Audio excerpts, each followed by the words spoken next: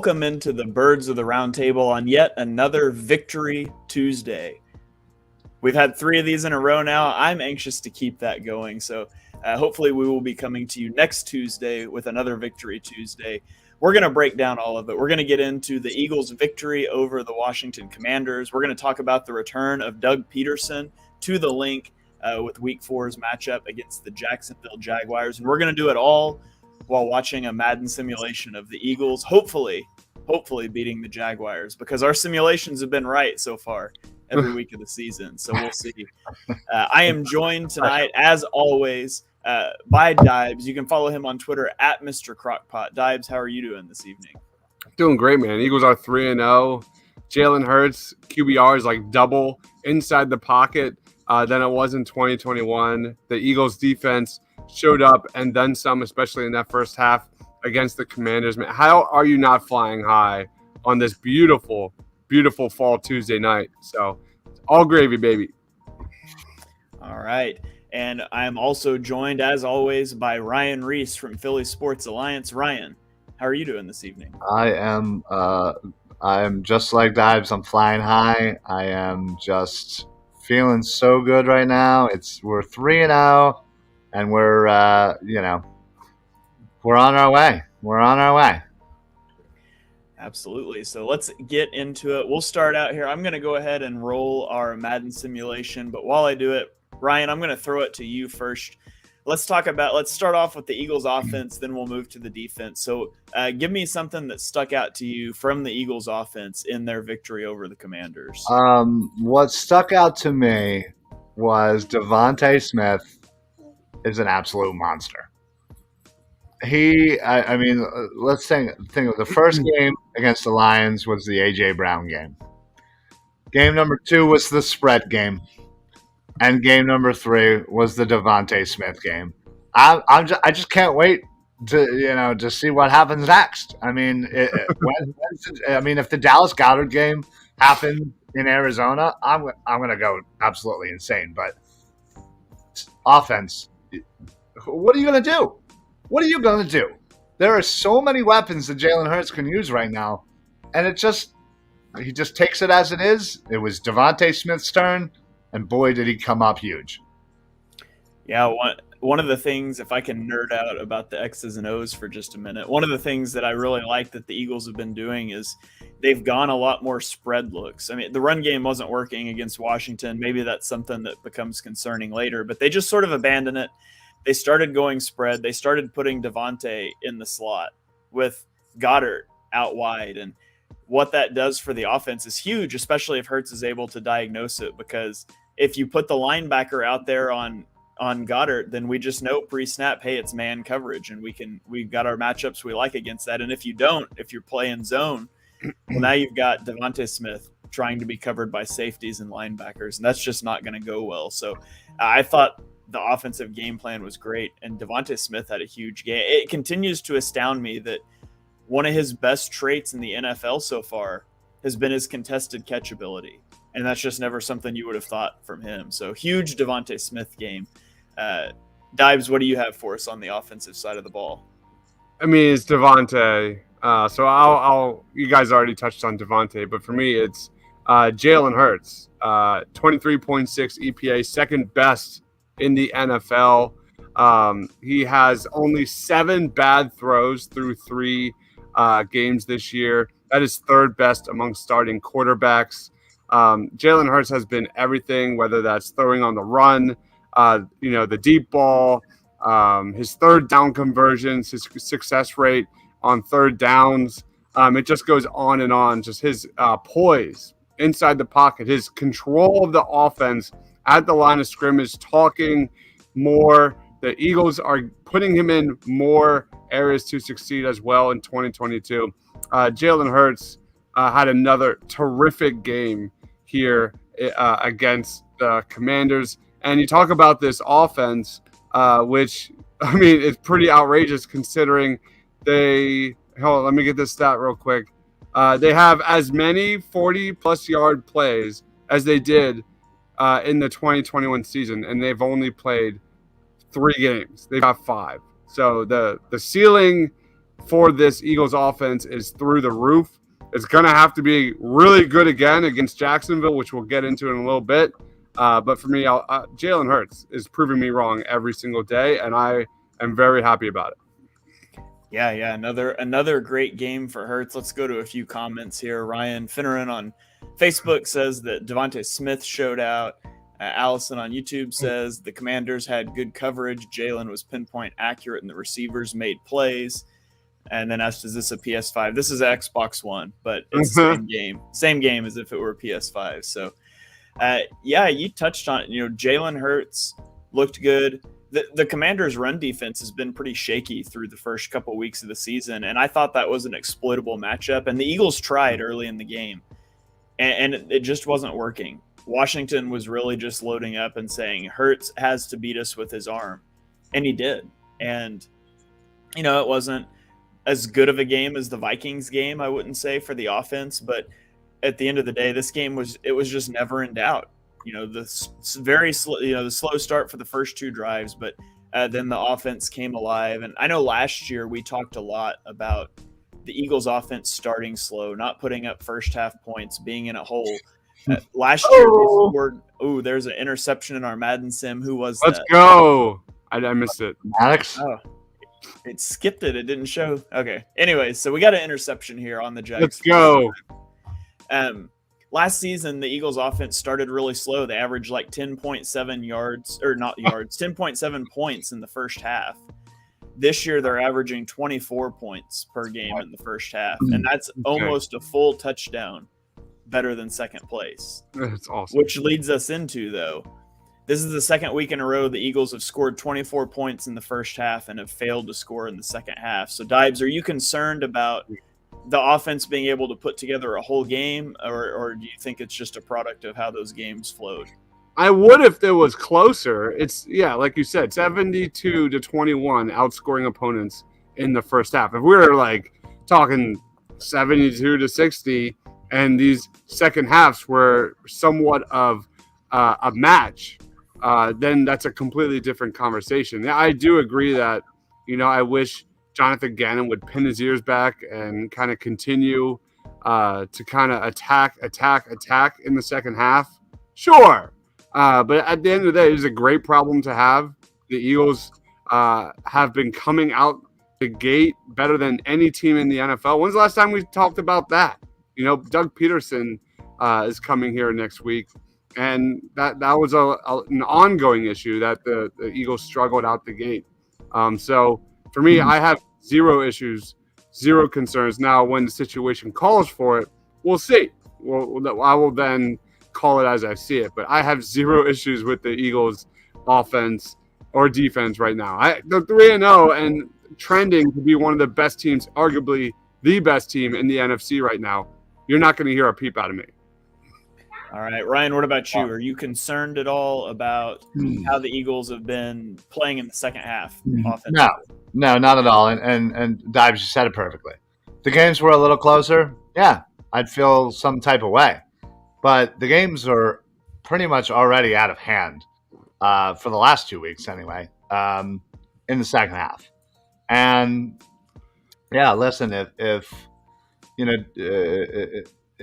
if Washington had scored, that first drive or in the second half and started to, start gaining some yards, all right, maybe they turn it back on. But I completely think that they just were like, all right, let's dial it back a little bit. Let's not take too many risks. If we can score, great, but we're not going to push.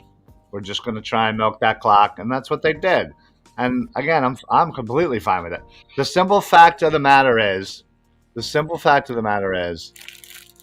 they in the first half have gained over 600 yards, more than their opponents. The second place only has slightly over 300 yards more than their opponents. That's an insane stat to me. The fact that they are almost doubling the second place team in yards more than their opponent in the first half. This team, you said it, we were not a first half team last year. We just weren't. It was a little scary how slow we started some games. That's not the problem this year. And I am completely fine with coasting against mediocre teams when things start getting against better teams. Yeah, we won't have that luxury. So enjoy it while you can. I'm fine. I think people are gonna like point to the Eagles' sluggish rushing attack these last 2 weeks. I think the Commanders were giving up like 7.5 yards per carry coming into Sunday. I'm not concerned at all because you look at the history of this Eagles rushing attack, it gets better and better as the season progresses, as we've seen. Zero concerns. Yeah, absolutely. So I would like to see the Eagles just dominate a third and fourth quarter too on offense. I'm not concerned about it. The Vikings game, was what it was. You had the long drive and then a field goal gets blocked. You had the screen pass off of Gainwell's hand and then you parked the bus and ran out the clock. Yeah. This game, I just felt like the offense didn't really do a lot in the second half. So not concerned at all with the Vikings game.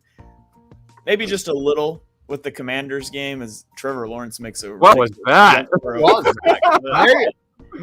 Like randomly threw off the back foot and just tucked it up. That was. But it looked like it was like a jump shot. Like he jumped up and then like the ball came out of his wrist. EA Sports, it's in the game. If it continues, if they come out against the Jags and it's the same thing, then I would start to be concerned. So I kind of throw the Vikings second half out.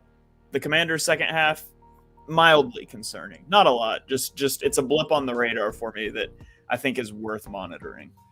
So, okay. So what else? Anything else stuck out to you guys on the offensive side of the ball before we move on to the defense? A.J. Brown continues to be A.J. Brown. I thought he was sensational again. He had one catch that blew me away, and I've been kind of like smirking and laughing at all these like terrible. Oh no! You're gonna terrible. Throwing across the field. Jalen Hurts with that jump throw off his foot for a pick now. That was horrible. But anyway, back-to-back interceptions here. I thought A.J. Brown made one of the best catches I've seen in a long time. And then it was like upstaged by Devontae shortly after. But A.J. Brown had a catch down the left sideline, I believe, where he just jumped up and made a play on the ball, and it was a thing of beauty. And it looked like Terrell Owens. The frame, the size, like it gave me Terrell Owens vibes of what I've seen. I'm not comparing the two, and I still think Terrell Owens is a way better wide receiver. But it did. That was the first time I saw that. I was like, okay, I see it now. Yeah, no, I know exactly what you're talking about. And yeah, if it wasn't for the fact that Devontae just makes an insane grab, yeah, slammed at the one, two of them, and then 2 plays later makes that insane catch in the corner, and then there was the one on the. Oh my God, he made so many great plays. So yeah, it's funny that AJ Brown catch is probably the third, fourth best catch of the day, and that was an insane catch by itself. So. Like I said, it's funny to me because every year we all know and we all do it. We all overhype our team and we get excited and we try to reel it in, but sometimes it's hard to. And I know this offseason, with getting AJ Brown and having all these weapons and having the offensive line that we have, everybody was very excited coming into the season about this offense and the things that, man, if Jalen Hurts is the guy, man, this offense is going to be, something special. Well, guess what? It's something special. There are too many weapons, and Jalen Hurts is playing exactly where we want him to play. Mm-hmm. So, good luck, defenses. That's all I can say. Good luck. Who are you going to cover? Can't cover everybody. Yeah, it's the force multiplier effect of AJ Brown because he's not only an elite receiver, but he makes Devonta Smith that much better too. Yes.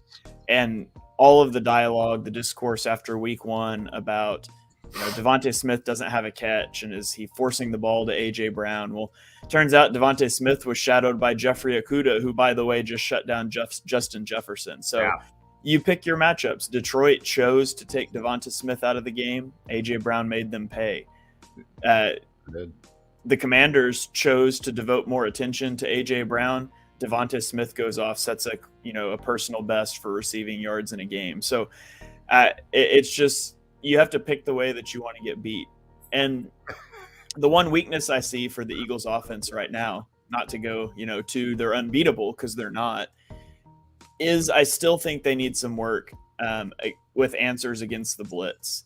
I don't think that the Eagles are giving Jalen Hurts, those quick check downs, those hot reads to get the ball out against the blitz. We saw a few times Washington brought the blitz, and either the Eagles just don't have that in their scheme, or Hurts isn't recognizing it and getting into those looks. Maybe the Eagles are just doing that schematically, that, if you bring a rusher, we think Hurts can beat him and go pick up some yards on the ground. I'm not sure exactly. I do know if I was a defense, that would be the primary thing I would want to do. I would want to bring pressure on the Eagles until they show they have that in their arsenal. And in this game, against some pressure, we saw some jump balls thrown downfield, and Devonta Smith and A.J. Brown came down with those. I don't know that the track, or what the Eagles have done through 3 weeks deep passing, particularly against pressure with single coverage, I don't know that that's sustainable over the course of a season. So it's been a hot start. I'm really excited by it, but I do think they need to work on cleaning some of those things up is going to help them down the road as they get against some better caliber teams. Yeah, that's like one of my things I want to talk about with Jacksonville, because they've got some playmakers in their front seven that are going to be really fun to watch on Sunday. Yeah. All right, well, let's flip over to the defensive side of the ball before we get to the Jaguars game. This was the game that you wanted from the defense. Through the first 3 quarters of the game, the defense held Carson Wentz to 12 of 23 passing for 104 yards, and they sacked him 6 times for 40 yards of loss. So he had a net total of 64 passing yards on 29 dropbacks. He ends up taking 9 sacks on the day, two strip sacks, if you want to count that as 11 sacks, whatever. They teed off on Carson Wentz. And, it's exactly what we wanted to see. And they weren't blitzing a lot. These were 4-man rushes. Guys were winning their matchups. They were getting home. We knew that this is what you have to do to Carson Wentz, and the Eagles did it. And I've heard the argument about, the Eagles haven't played anybody. And the Eagles have not played the best defensive opponents. But make no mistake, Washington's offense was on fire coming into this week. Carson Wentz was second in the NFL in passing yards. Going into week 2 against the Vikings, Justin Jefferson was coming off of that game. The defense has been tested the last 2 weeks by good offenses, and they've shut them down. So it's really hard not to be excited by the defense. Ryan chimes in on Facebook and says, Fletcher doing his thing. Go ahead, old man. Ryan, what did you think about the defense's performance in this game? Listen, I think we've done enough of these shows where we have talked about the Eagles' defense, and specifically the front 4 getting pressure, not only getting pressure, but finishing the job. And, that was always my sticking point, is the fact that, hey, they're good at putting pressure. They're getting hurries. They're doing that. They're adjusting, throws, but they're not finishing the job. And what a perfect team, what a perfect quarterback to do this against. Carson Wentz, we all know, we've seen it a million times, holds on to the ball a little too long. And he clearly hasn't learned to address that. And we took full advantage of it. And yeah, we finally were getting home. Everybody, it seemed like, everybody and their mama were getting sacks. I mean, Fletch had a couple. Graham had a couple. Sweat. TJ Edwards had one as well. I was just thoroughly impressed with their ability to keep at it, get the pressure, and also kudos to our secondary, because without having coverage, Carson Wentz wouldn't have held on to the ball as long as he did, and that's what led to all those sacks. Yeah, absolutely. I'm thoroughly thrilled by the defensive performance the last couple of weeks. Yeah, what a radical turn from our week 1 game against Right? the Lions. When I mean, I was ready to think about how pick up much. a Yeah. pitchfork and lead the charge to get Jonathan Gannon. Right, exactly. We were giving him the Howie treatment. We were putting him over, wanting to throw him off the bridge. But you know what? He clearly listened to our show, and he said, "I can't let these guys down anymore. I got to step up my game." And listen, he has. The last 2 weeks, I thought he's put together good game plans. The players have been executing. From our secondary kind of blanketing, very good wide receivers to the linebackers playing at amazing levels. I mean, we all thought N'Kobe Dean would be such a big-time player right now, and he can't get on the field because our linebackers are playing so damn good. That's a great problem to have. That is a great problem to have. And then the front four is getting after it. They're getting sacks. They're getting pressure. I'm sure I could nitpick. I don't want to. I just want to enjoy this. I think they're playing defensively and offensively. I think they're playing great for the first 3 games. Outside of the special teams kind of being meh, this team's flying high and doing great. All right, Dibes, what's your take on the defense after the game against the Commanders?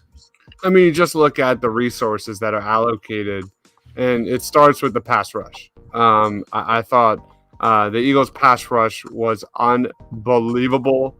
The defense on Sunday had 31% of the Eagles' 2021 total sacks in just 1 game against the Commanders. Think about that. Like Ryan said, they're getting home. I'll let someone touch on Brandon Graham, who had a huge, huge game. But the guy I thought has been terrific. Well, there's 2 guys. I'll start with one, and we'll start with the pass rush, and that is Josh Sweat. I thought Josh Sweat, whether it was attacking Carson Wentz or it was staying disciplined and stopping the run, I think Josh Sweat has had an outstanding 3 games for Philadelphia. He's got 8 quarterback hits. That is second best in the NFL. And if you look at that in a full season, he's going to just kill the record of the last 10 years for any edge rusher for the Philadelphia Eagles by a huge margin. So he has been sensational. The other guy I have been really impressed with these last 2 weeks as well has been TJ Edwards. I think Gannon has found something. He has unlocked something with TJ Edwards, especially that pressure, that blitz up the middle. I haven't seen an offense be able to slow that down, but that has been a great weapon in this defense's arsenal. So TJ Edwards, whether it's stopping the run or coverage, I think he's been solid.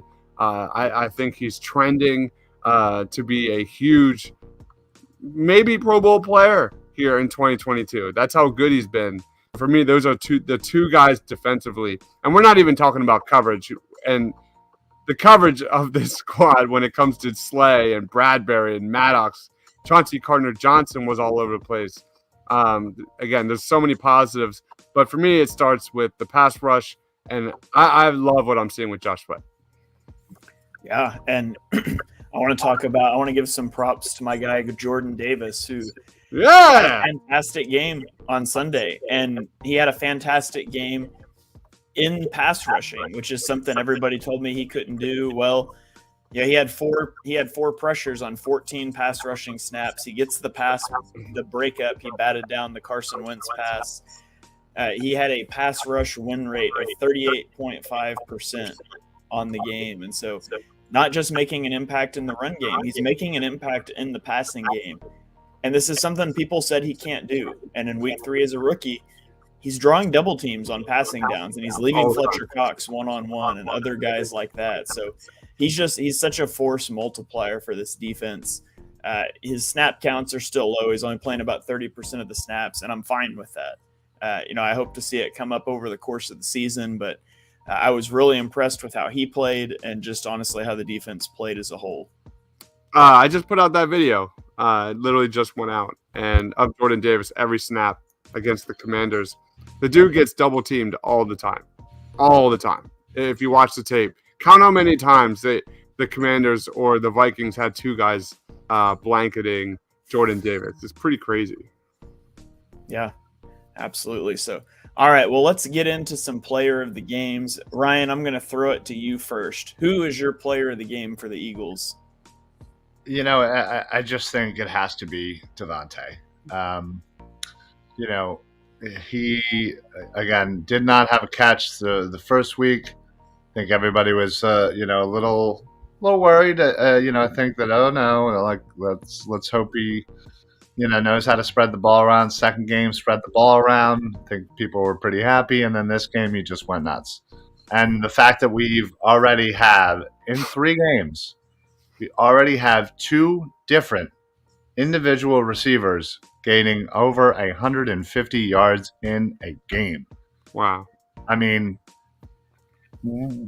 I can't even remember the last time that we had one player that did that. It's got to be Macklin and Djax, right? It has to be. I mean, I don't know if I could confidently say that they've probably done that. I mean, they probably did, but when you look back to a tandem like that, I'd take Brown and Smith all day over those guys. So I'm just so excited about this receiving core, and I couldn't be happier for Devontae for having his kind of breakout kind of game. And he's got to be the player of the game for me. All right, so we've got a Devontae Smith. Dibes, who is your player of the game for the Eagles? It's Devontae was my number one. I fully agree with everything Ryan said. I mean, how many times last year did we scream on this show saying, like, get Devontae in space, get that guy with the ball, get him going, and we didn't see it. And this year we're seeing it. He's making plays. He's getting out in space. I love everything I'm seeing from Devontae. He's averaging 7.5 receptions per game here the last 2 weeks. 124.5 yards per game these last 2 weeks, man. Just like we've said so far this entire show, AJ Brown, Devontae, they are the truth. Brandon Graham. We got to give a little bit of love to Brandon Graham. The dude was sensational. He had 3 sacks. He beat his man on 31.6% of his pass rushing snaps. He was awesome. He had 5 quarterback hurries, a tackle for loss, a pass knockdown, a forced fumble, and I think he played less than 30 snaps. So that's unbelievable dominance from Brandon Graham. And shout out to Hassan Reddick for finally getting one on the board, because we need to see a lot more from Hassan Reddick going at the quarterback. So a lot of positives, but I'll go Devontae and Brandon Graham. But even though I love Josh Sweat in this game too. All right. Well, now that Dibes picked 6 players of the game, talk about everybody. Kill. I am going to go with Brandon Graham for my player of the game. I thought Graham played great. 2.5 sacks. I think one of the strips was him as well. Had a couple tackles for loss. He was everywhere. It's just it's so good. It's so enjoyable watching him, at his age, coming off of the Achilles injury, still making such an impact on the field for the Eagles. And I mean, at this rate, he's going to be to 9 sacks in like week 10 and then inevitably not get another sack because he's just destined to never have a 10-sack season. Don't say that. But yeah, pulling for Grant. And he's so good in run defense too. But I think he really benefits from the odd fronts that they're going to more often now. Really excited by him. Hope he's still around several years down the road making an impact on games. So I'll give mine to Brandon Graham. All right, so let's throw it over to the preview portion of the show now. Let's talk about the Eagles matchup with the Jags, and they will hopefully match up better in real life than they are in our Madden game here as they're trailing 10-0 in the early third quarter. Dibes, talk to me about the Jaguars. What do you expect to see when they show up at Lincoln Financial Field? Yeah, I mean, it starts with the Jaguars offense. That has been a lot of fun to watch over these last few weeks. You look at the Jaguars offense, just as much elite as the Philadelphia Eagles. They're top 5 in total first downs. They're the second best team in the NFL when it comes to time of possession. The second best team in the NFL when it comes to scoring differential. And they're I think they're top in the league when it comes to takeaways. So offensively, they're extremely efficient. Doug Peterson has been excellent at just creative play calling, getting guys, whether it's the Wildcat or moving guys around. Travis Etienne is going to be a guy to watch out for, because that guy, especially in the passing attack, you get that guy in space, could be a weapon come Sunday, because we already saw what DeAndre Swift did to the Philadelphia Eagles against the Lions. So there's a lot of weapons here for the Jacksonville Jaguars. They don't turn over the ball a lot. I think it's really going to come down to who makes the mistake. And these are two teams that do not make mistakes. I think the Eagles have only turned over the ball twice, and one of those went off the fingertips of Kenny Gainwell from Jalen Hurts. So two efficient teams offensively. It's going to be a lot of fun to watch. I want to talk about the Jacksonville defense a little bit, because that's where I'm really interested. But Trevor Lawrence, Doug Peterson, this team is playing really well. And when I first looked at this schedule, I was excited to see the Eagles play against Doug Peterson, but my goodness, this game got so much more interesting just a few weeks into the season.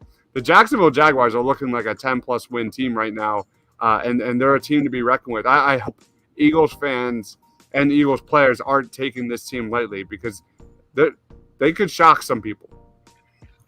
Yeah, we've got Paul chiming in on YouTube, says the defensive front seven is the best unit they will have faced so far this year. I want to break that down. Later. Yeah, and the entire locker room will be up to beat the Eagles for Dougie P. So, yeah, I got Doug Peterson coming back to the link, hopefully to a huge ovation from Eagles fans. The Jaguars, they're good. They're a good football team. They're a well-coached football team. They're good? They're good.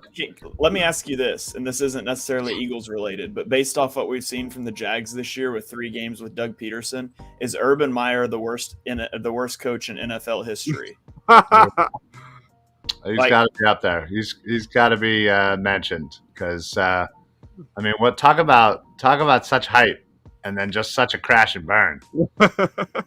Yeah, he did it to himself. So I will go so far as to say that, he said that front seven is the best they've faced so far this year. I'll go ahead and say the Jaguars are the second best team the Eagles will face this season. Wow. They play the Packers in the end of November. Oh! As Trevor Lawrence throws off his back foot again for an interception in the end zone. That's Marcus Epps. Yeah, he won't do that on Sunday. You play this game, and then you go, I think, all the way to the end of November when you play the Packers, who will probably have figured out their receiving issues by then. But I think this is the second toughest game on the Eagles' schedule this year. The Jaguars are a legitimately good football team. They are well coached. They've got a guy that I think will be considered a top 10 NFL quarterback by the end of this season in Trevor Lawrence. Their offense can move the ball. Their defense looks insane, especially their pass rush. This is going to be a tough test for the Eagles. This is not the Jaguars of the last several years. What we're seeing is that, hey, when you make a top 5 pick 8 years in a row, you accumulate a lot of talent. And Doug Peterson is a guy that knows how to put that talent together and maximize it. So I'm really interested in this game. I'm excited to watch it. Me too, man. I couldn't agree more with that. Could not agree more. Especially we've got a lot of comments from Elena's dad, like Devin Lloyd. Love that guy so much during the draft process. He's just balling. He's balling right now. And like we said about the Jacksonville Jaguars front seven, that's something that we've seen Jalen Hurts struggle with in the past. Guys that can make plays, guys that can pressure the quarterback, not hurt you with the pass, hurt you with the run. Defensive. We're not even getting there yet. I'll wait to get into that. But this is a really fun team. A really fun team to watch. Yeah. All right, Ryan, hit me with your initial thoughts about this Jaguars game. Yeah, I think it's hard not to be in that mindset about the Jacksonville Jaguars. Just anybody who's followed the NFL, they're basically synonymous with being a bad football team, and it's hard not to break the habit of that. This is not the Jacksonville Jaguars of the last couple of years. They finally have a decent coach, which obviously we are all very familiar with.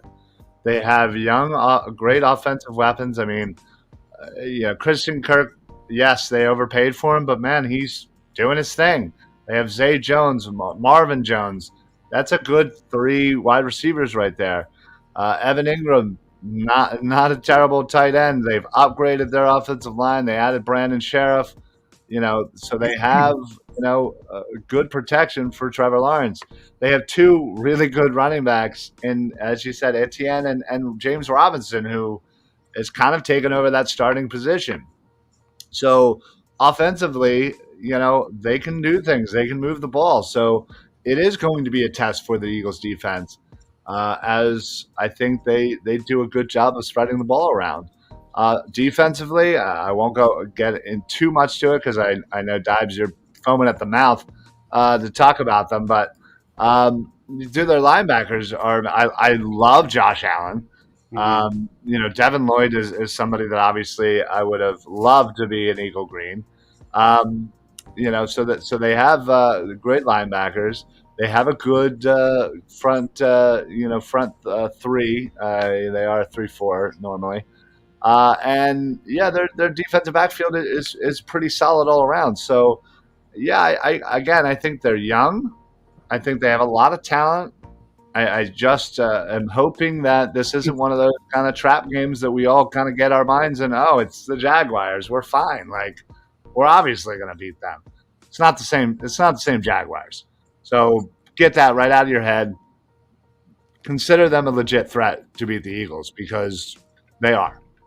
And going back to the Jaguars' offense, and especially their offensive line, kudos to them. They've played really, really well. The Chargers blitzed them over 40% of Trevor Lawrence's dropbacks, and they only generated pressure on 17% of those dropbacks. Trevor Lawrence is getting the ball out fast. He's getting the ball out quick. And when he does that on short passes, he was 19 of 23 for 162 and a touchdown against the Chargers. That has been an Achilles heel for the Eagles defense for years. Efficient quarterbacks that will just get the ball out fast and pick apart, again, a totally different personnel compared to previous years. But this Jacksonville offense is legit. Yeah, they've done a good job of keeping Trevor Lawrence upright. Offensively, Christian Kirk, we all made fun of the contract in the offseason, and it's still a ridiculous contract, but there's no denying that he made the team better. And Jags don't care about the money. They weren't intending to be, they weren't in cap issues. They don't have a lot of guys coming up to re-sign. So they went out and they signed a bunch of like average starters to elite contracts. What do they care? And those guys are showing out for the team right now. And Trevor Lawrence has looked good. Doug Peterson has him playing at his best. And to flip the switch over to the defense, which I know Dibes is chomping at the bit to talk about, their pass rush is real. Trayvon Walker, a guy that I was critical of them taking number 1 overall, he's looked really good. His athleticism has carried him so far. He's made a big impact. He's unlocked Josh Allen. Josh Allen is on track to have a career year this year. And I think that's got a lot more to do with Trayvon Walker than it does with anything schematically going on. And you got Devin Lloyd playing really well at the linebacker position, and he's uber athletic, so it's going to limit your RPO game and probably some of your play action game. So there's a lot of things there that are going for the Jags in this matchup. Can I just really chime in real quick? I'm pretty sure the Jacksonville Jaguars punter just had like 100-yard punt. He was punting from the end zone and got a touchback. I got a touchback. Yeah. So just go ahead. Uh-oh, we lost Ryan. Where'd he go? Oh, no.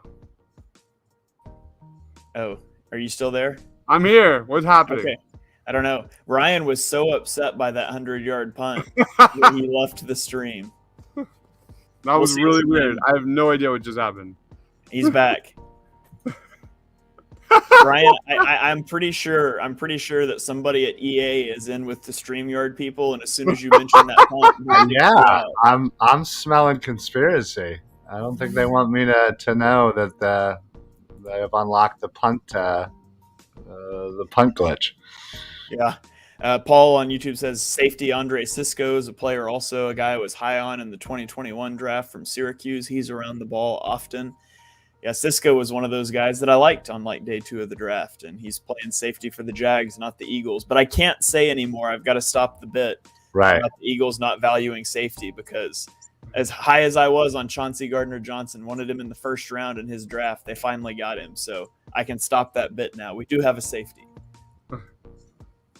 So, Dibes, talk to us a little bit about the Jags defense and what you're seeing, what you're kind of expecting in this one. This is a defense that's really good at getting at the quarterback. They're also a really good run defense.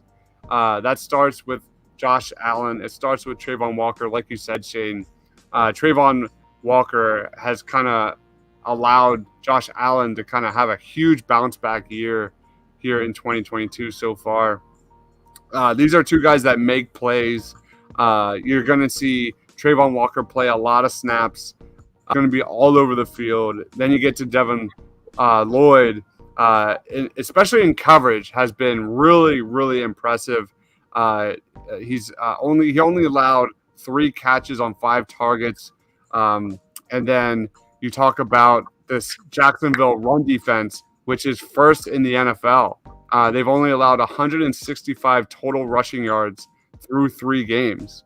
That's 55 rushing yards per game. So, like my guy said, Paul, where you can exploit them is through the air. So many people want to see more of a ground game for Philadelphia compared to these last 2 weeks. You're probably going to see a lot more passing here in week 4. The Jaguars ranked 21st in the league in passing yards allowed per game. So it's a little bit about Jacksonville's defense. I really cannot wait to watch Trey Walker.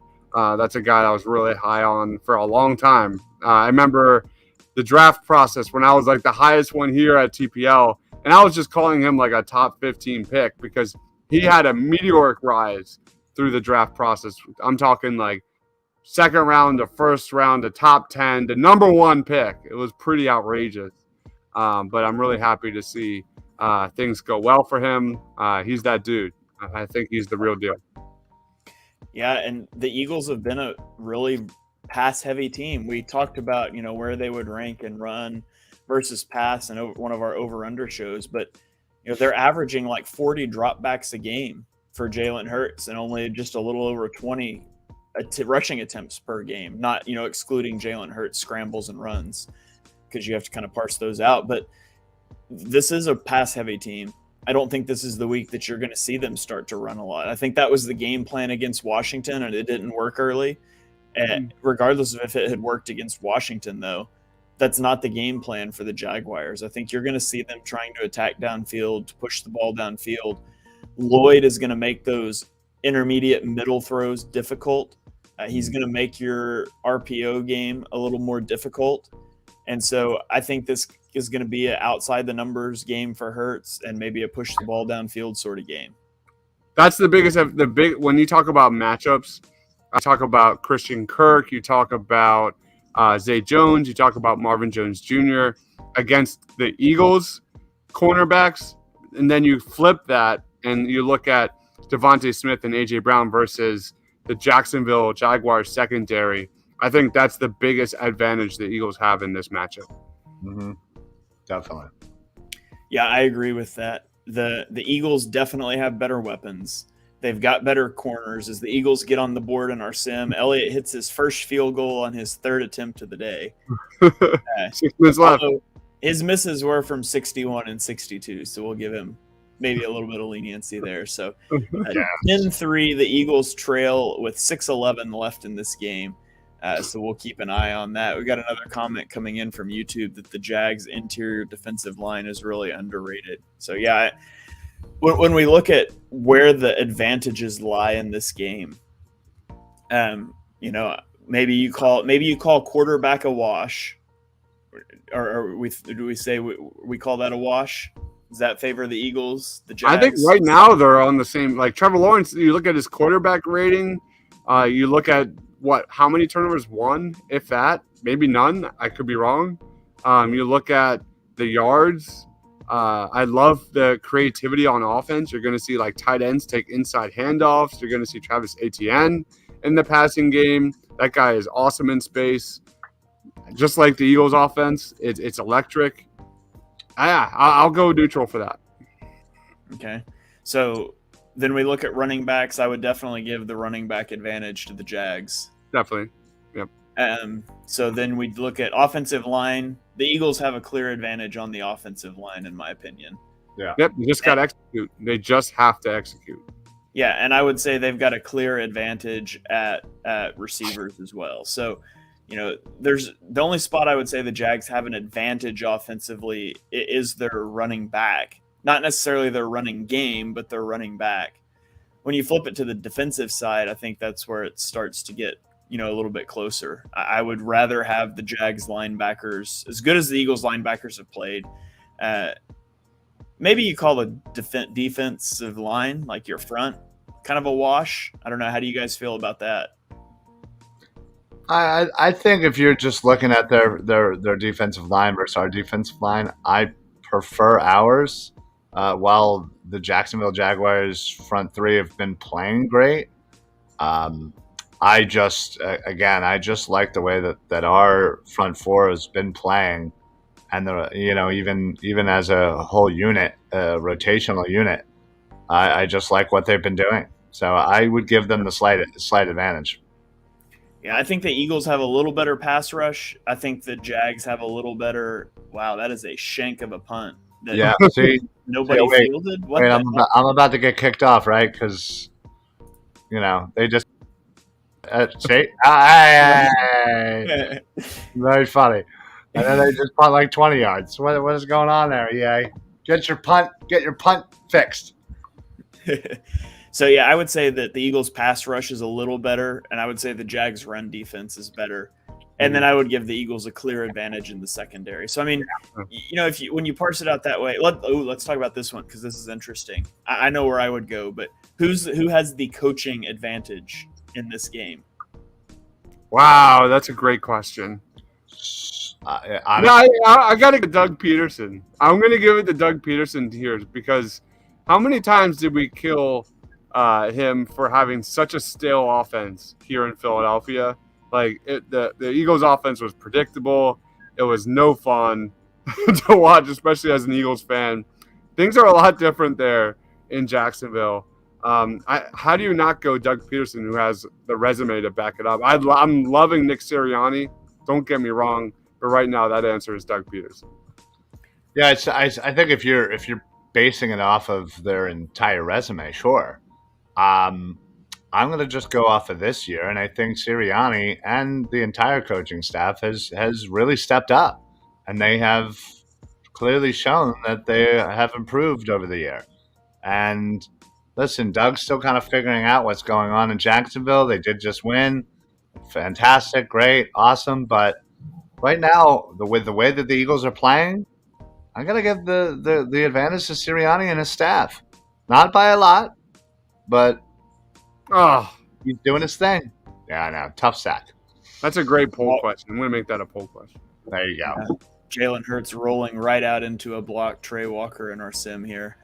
But yeah, I mean, over the last 3 years, the Jags have won an average of 2 games per year, and they've already won 2 games this year. Right. Doug Peterson, with a win, Doug Peterson would pass Urban Meyer to become the 4th winningest coach in Jags history, which is just kind of sad if you think about the Jags. But I would give it right here. I would say slightly to Doug Peterson. And I love what the Eagles staff has been doing, but Doug Peterson won a Super Bowl. He seems to be turning things around in Jacksonville. But that's interesting. It's an interesting point. It's something I just thought of off cuff here. But I think I would slightly take Peterson in that coaching matchup, as the Eagles are trying to convert a 4th and 18 here. Jalen Hurts with 8 years in the pocket. Oh my God, he had all. I'm really excited. I'm really excited for the standing ovation he's about to get on Sunday. That's going to be really big moment. Yeah, I can't wait to quote tweet that on Twitter and say something about how the Eagles fans are the worst fans in the NFL. All of that, but that'll be fun. We got another comment here from Paul. What the Jags don't have is a lot of depth along the O-line and secondary, so they can be worn down and can't overcome injuries at key positions. Would expect the Jags for linebacker Oluokun to play the spy versus Hurts.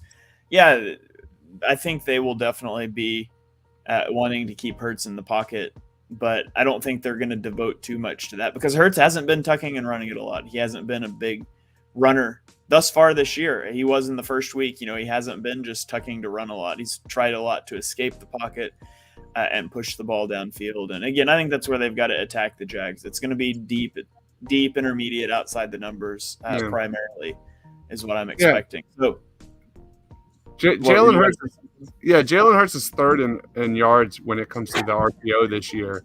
Correct me if I'm wrong, but wasn't Jalen Hurts like far and away like the leader in that area last year? I know they ran a lot of RPOs. I'm not sure how it stacked up to like league average, but Trevor Lawrence. Oh my God! Off his back foot. The game. That's the dagger. That's probably the game here. Well, hopefully Madden's wrong this time, right? Yeah, hopefully Madden is wrong. So, speaking of, let's get to our score predictions. Ryan, I'm going to let you lead off. What is your score prediction for Sunday? What are we going to see play out? This is a tough one. I'm going to go with 27-24 Eagles. I think it's going to be a close game. I think that Jacksonville is probably going to score late, make it even closer, and kind of give us all a little bit of a heart attack. But the Eagles pull it out. All right, Dives. What about you? What do you have for this one? I haven't even thought about this yet. This is killing me. I think it's going to be really close. I think it's going to be a 3-4 point game. If this was in Jacksonville, I would probably go with Jacksonville, to be honest. That's a really good choice, score pick by you, Ryan. I think these two offenses are going to put on a show, and it'll probably come down, like I said, to which team makes the mistake. I'll go 33-31 Eagles in a super fought victory. It's gonna be a tough game. All right, we've all got it being a pretty close game. Then I have 28-24 Eagles. So we'll take the clean sweep of the Eagles and the clean sweep on it being a 3 or 4 point game. So, like you guys said, what was that score? What was that score, Shane? 10 to my score or the Madden score? Your score. 28-24 Eagles. Got it. Ryan says on Facebook he's got 31-24 Birds. Paul likes the Jags 26-24. Thinks the Eagles are due for a little bit of a letdown after a fast start. Very possible. The Jags would be pumped to win for Dougie P and the ice cream that would ensue in the locker room. Rob had a really good point last night, saying like how the there was a lot of Chargers players out with injury, and during the game they lost a lot of players as well. But that was a huge win for the Jacksonville Jaguars last week. Maybe they have kind of a letdown this week in Philly. That's the difference maker here. That the home field advantage is the difference maker for this one when I think about it. I think Dougie P is going to get a standing O. After that, it's going to be all business. Yeah. Hopefully the Eagles take care of business like they should. I do think the Eagles are a better team. But they have to play really well. This is a game the Eagles can't make mistakes. They can't make stupid penalties. They have to play a clean, efficient football game on both sides. And I think the Jaguars are legit. I think they could easily end up with 10, 11 wins in this season, and I wouldn't bat an eye at that. The Eagles will have to score in the second half of this game, Robert said. That's a great comment. I like that. It's going to take a complete game because I think this is going to be a wire-to-wire game. I think, like I said, this is going to be the most difficult team that they face until the end of November when they play Green Bay. So this is a barometer game. It's a gut check game for the Eagles. It's a gut check game for the Jags. Both teams, arrows are pointing up. Both are favored to win their division at this point. So it should be a really good game, and I'm really excited for it. Mm-hmm. So, all right. Well, I think that is going to about wrap it up here. So, Ryan, why don't you hit us with any final thoughts about the game? Anything you want to plug? The floor is yours, my friend. All right. Oh, there we go.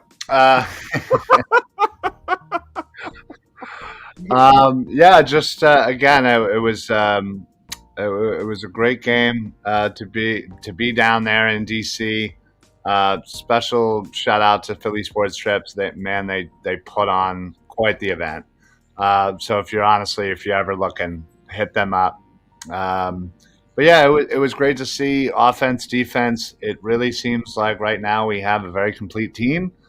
And I'm just looking forward to them continuing to prove that every week. So I'm loving it.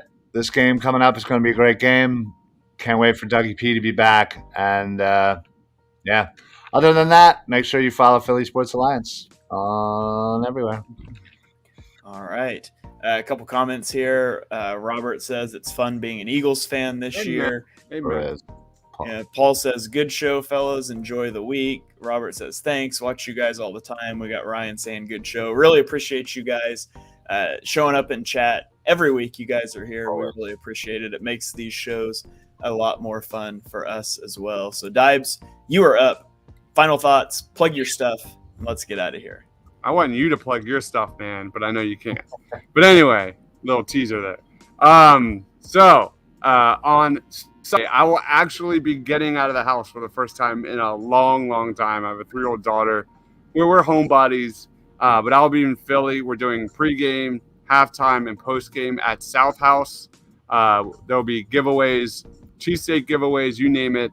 That's going to be a lot of fun. So I don't get out very much, and my wife and I will be down there hanging out, drinking some beers, eating some food, watching the game. So go check us out all day at South House in Philadelphia. It's in South Philly. That's going to be a lot of fun. So you don't want to miss that. We did Party on Broad last night. Go check that out where we reviewed tape for Jalen Hurts and the Eagles pass rush and everything else in between. Devontae Smith, of course. I've got highlight reels of Jordan Davis just came out. Everything you want on the Eagles win over the Commanders, that is on the channel as well. And I'll have my top 5 matchups to watch against the Jaguars video dropping tomorrow. It's a short video of what I think or what I expect to go down. So that's about it. All right. Yeah, make sure you are following the Painted Lines, following Dibes for all of his stuff. He puts out so many highlight videos and stuff. It's crazy. So make sure you are following those. Make sure you're following us all on Twitter. I'm at _TPL. Ryan is at Philly Sports PSA. Dibes is at Mr. Crockpot. I will have an exciting announcement coming out in the next couple of days. So I'm excited to get that out to you guys when I can, but not yet. But I will have right after this show, in about 10 minutes after I go get a drink, I will be going live with Chalk Talk for the Week 3 review show. And then tomorrow you can keep an eye on Twitter. I'll have all 22 videos churning out throughout the day. So I'm excited to get into some of those. I'm a little behind this week. I haven't got to all 22 yet, but I'm excited to dig into that tomorrow. So make sure you keep an eye on that, on Dibes, on Ryan's stuff, and tune in here on Sunday for pregame, halftime, postgame, and then all the stuff. We'll see you guys back here next Tuesday night for another Birds of the Roundtable, hopefully to celebrate a victory. and hopefully to watch, a Madden victory without a 100-yard punt. So from me, from Dives, from Ryan, from the Painted Lines, from Philly Sports Alliance, thank you guys for joining, and we'll catch you next week.